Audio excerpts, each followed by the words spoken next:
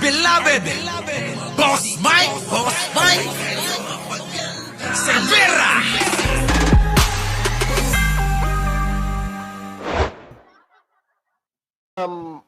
Doon sa mga nanonood, no, ito pong hearing na ito ay hindi para kitilin o isuppress yung freedom of speech nila. Wala ho kaming ganong layunin. Ang layunin po natin dito, Ayan po mga kababayan sa mga kapwa natin vloggers na mga DDS, ha? Pakinggan nyo po yung sasabihin ni Ace Barbers para maliwanagan kayo at hindi kayo natatakot, ha? Kasi ang isip ng karamihan ng mga kababayan natin, matapang lang kayo sa social media.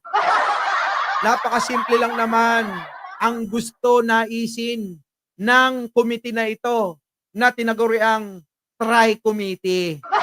Ang kanilang hangarin, ang naisin ay para makabuo ng paggawa ng batas nang sa ganon maprotektahan yung mga biktima nyo. Biktima nyo ng mga fake news nyo. Yun lang naman ang tuntunin. Yun naman ang naisin nila. Diba, mga kababayan? Yun lang ang naisin nila. Pakinggan natin. para lang doon sa mga nanonood, no, ito pong hearing na ito ay hindi para kitilin o isuppress yung freedom of speech nila. Correct. Ako po, alam nyo mga kababayan, sang-ayon ako. Hindi kikitilin mga kababayan. Tuloy. Wala ho kaming ganong layunin. Wala silang layunin ganun nakitilin yung ating kalayaan.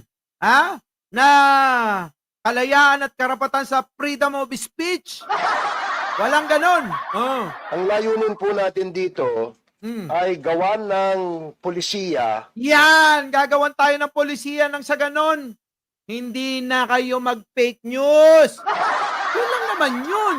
Kung hindi kayo fake news, di dapat pinagtanggol nyo yung sarili nyo. Diba? Tuloy. Ang paggamit ng social media platforms. Correct. Dapat po meron tayong disiplina. Yan. Meron tayong code of conduct. Ethics. Meron tayong ethics Yan. sa paggamit nitong social media. Hindi yung Yan na nga po yung sinasabi ko eh. Kailangan meron tayong code of ethics. Meron tayong code of conduct. Meron tayong sinusunod na tuntunin na hindi dapat nalalabag ang mga personalidad at iba pang individual na mga binabalita natin sa social media. Kaso nga mga kababayan, yung limitasyon nila ay talaga namang lumalagpas sa hangganan.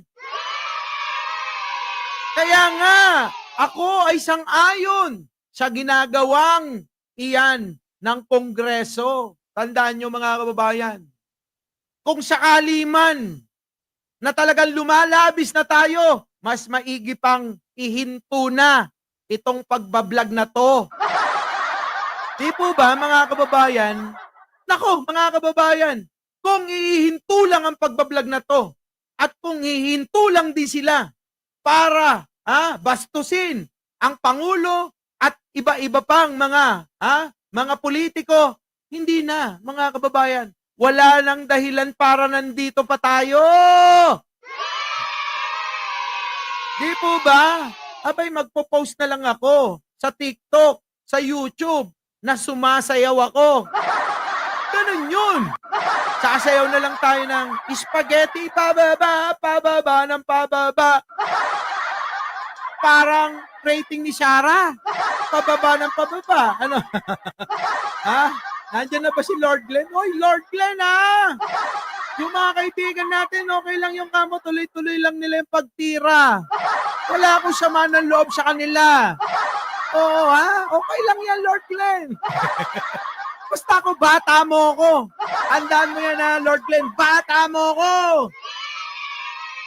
Oo, eto na. pagbukas mo ng social media, magmumura ka. Meron dyan, nagso-social media, nagbablog. Walang ginawa araw-araw kundi manawagan ng kaguluhan sa ating bansa. Nananawagan ng people power. Correct! Sino yan? Si Dado na nagtatago.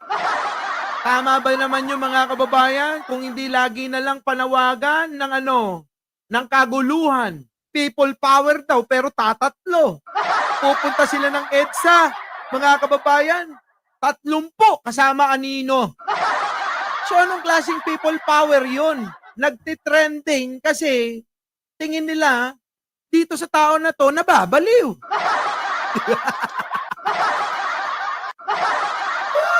Oy, Lord Glenn, alam mo yan ha, hindi ko ugaling manguna. Ha? Kung may sama sila ng loob sa akin, wala akong magagawa. Ha, aminin ko sa iyo ha, hindi ako nauuna. Sa lahat man, tandaan nyo, alam nyo yan, never po tayong nanguna sa pakikipag-away ha. Ngayon, okay lang yan, bumati ko sila. Okay lang yan. Walang problema.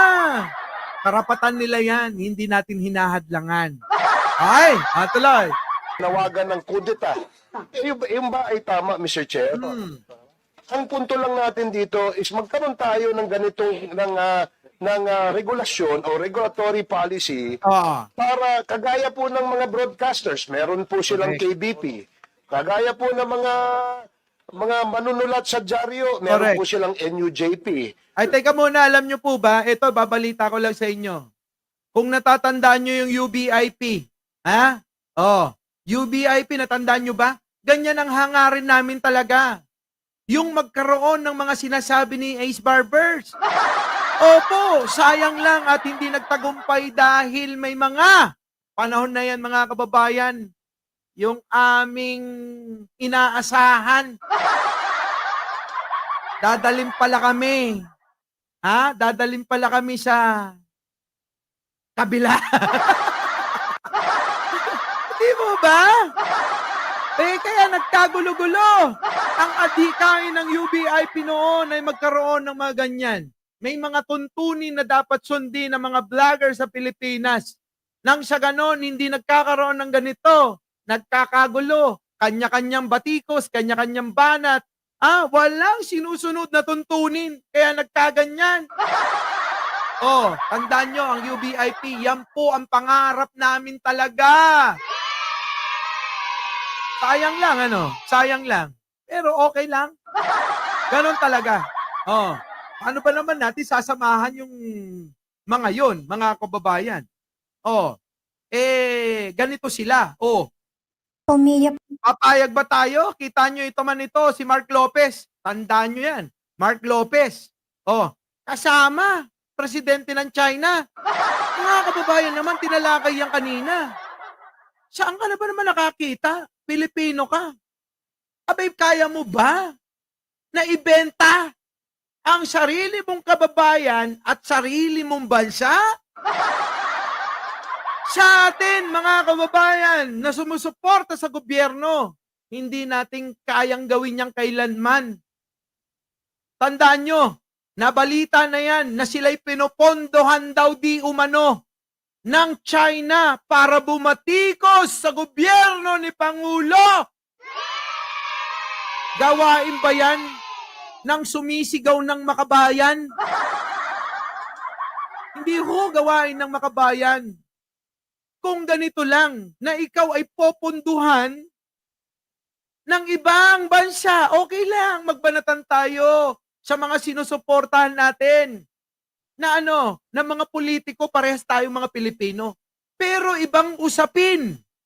Kung ang sinusuportahan mo ay iba ng bansa at pinapabayaan mo, iniiwan mo na, ipinapahamak mo na yung iyong sariling bansa, ang tawag dyan, traidor. Makapili! Makapili sa bagong panahon. Di po ba, mga kababayan, kita nyo naman. Paano yan? Sino ba nagpunta dyan? Yung mga DDS. Sila yung mga nagpunta para makipagpulong doon sa China.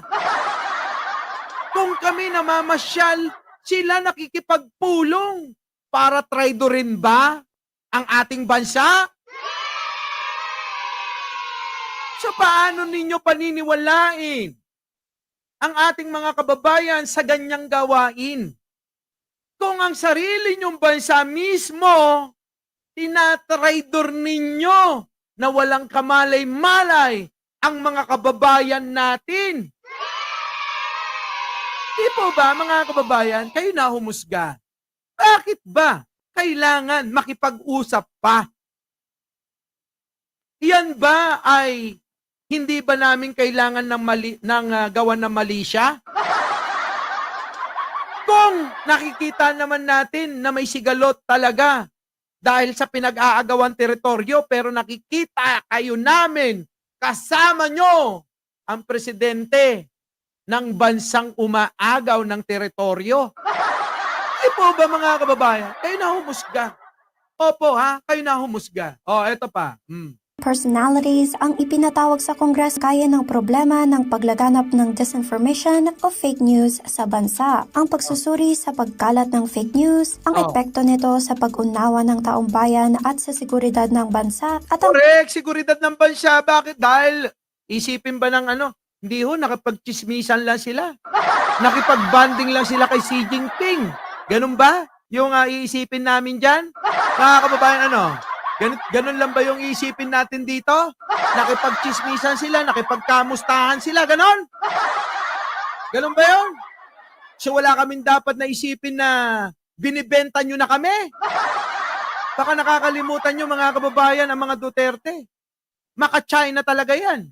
Kahit minsan, itong mga Duterte, never nyong napakinggan na tinuligsa nila yan.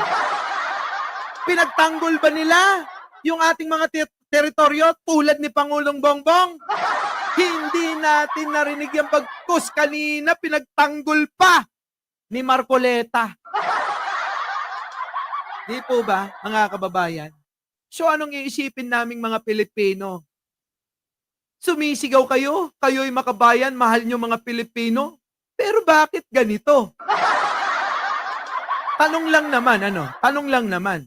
So, ang tanong, di ba natin kailangan mag-isip, gumawa ng konklusyon sa ginagawa nila kung bakit sila nakikipag-usap sa China? Di po ba? Ang grupo nila, hindi lang siya, kundi marami sila.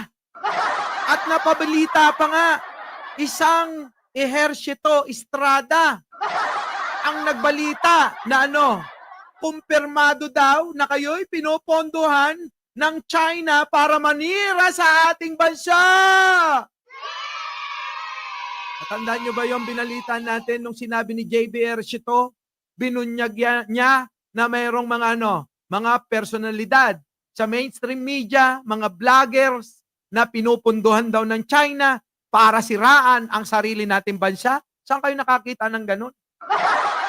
Dahil sa kwarta, kaya nyong lamunin para ipagkanulo nyo kami? Di po ba, mga kababayan? Yun lang po yun. At walang ganun sa grupo at sa mga sumusuporta kay Pangulong Bongbong. Wala hong ganun, mga kababayan. Bagkus tayo'y sumusuporta para tayo'y lumaban, ipaglaban ang teritoryo natin dyan sa West Philippine Sea. Hindi ba dapat ganun? Kayo na ho balang umusga. Kung sino ba ang tama, ang ipaglaban ba ang ating teritoryo? O hayaan na lang natin sa kanila tulad ng paliwanag ni Marcoleta kanina. Di po ba, mga kababayan? Our beloved Boss Mike, Boss Mike.